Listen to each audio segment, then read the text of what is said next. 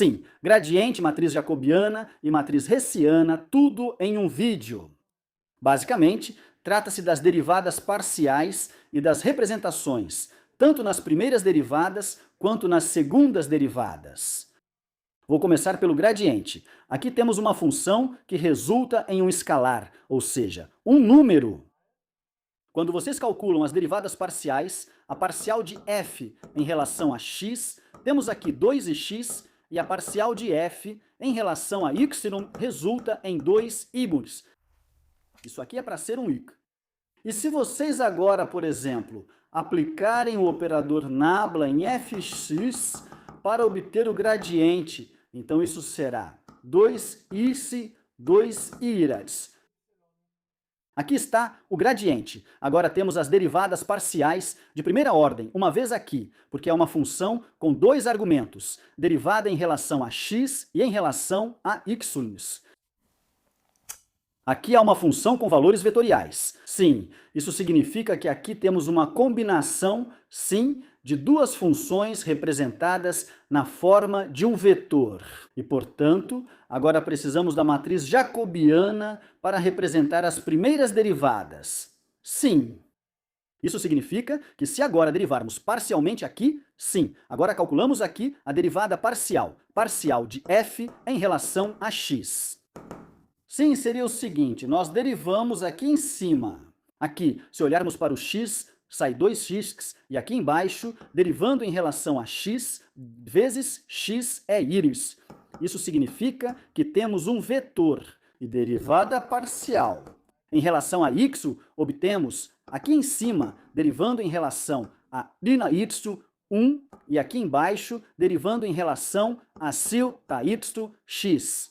E a representação agora é na forma da matriz jacobiana de f, e isso seria, respectivamente, 2x. E E1 e x. Matriz jacobiana, você também poderia aplicar a matriz jacobiana aqui. Isso seria, então, um vetor linha. Isso seria para essa função aqui em cima, jf, igual a 2x, 2 dicas. Demais. Espero que dê para ver, aqui derivada parcial em relação a x, derivada parcial em relação a íris, aqui derivada parcial em relação a x, derivada parcial em relação a íris, e assim a matriz jacobiana vai se desenvolvendo. A matriz hessiana, por sua vez, para uma função onde resulta um escalar, envolve então as segundas derivadas. Ou seja, para isso eu vou pegar de novo essa função aqui. Nós temos a primeira derivada parcial em relação a x, parcial em relação a íspero. E agora vem as segundas derivadas, certo? E as segundas derivadas nós temos então parcial. Segunda derivada elevado ao quadrado. F, primeiro em relação a x e depois em relação a x, ou seja, derivado duas vezes em relação a x, isso seria correspondente.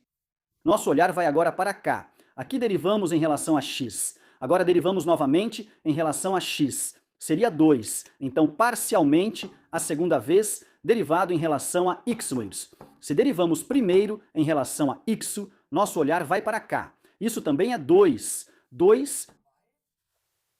Depois ainda derivado parcialmente.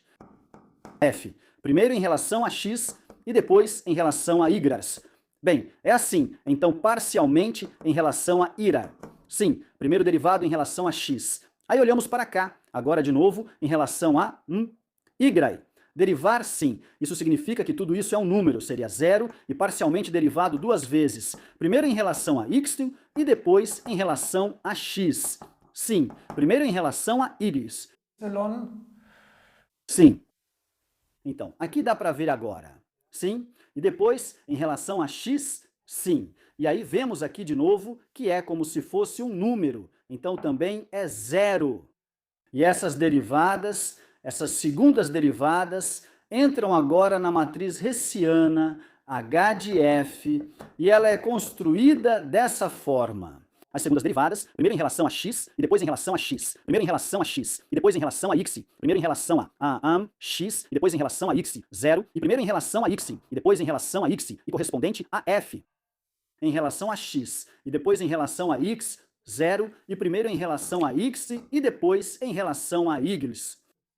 A matriz hessiana também cresce quando temos vários argumentos. Isso era só uma visão geral. Gradiente, matriz jacobiana, que também poderia ser apresentada aqui, digamos, em uma versão simplificada. Mas especialmente quando temos uma função vetorial, precisamos da matriz jacobiana. E as segundas derivadas são representadas na matriz hessiana.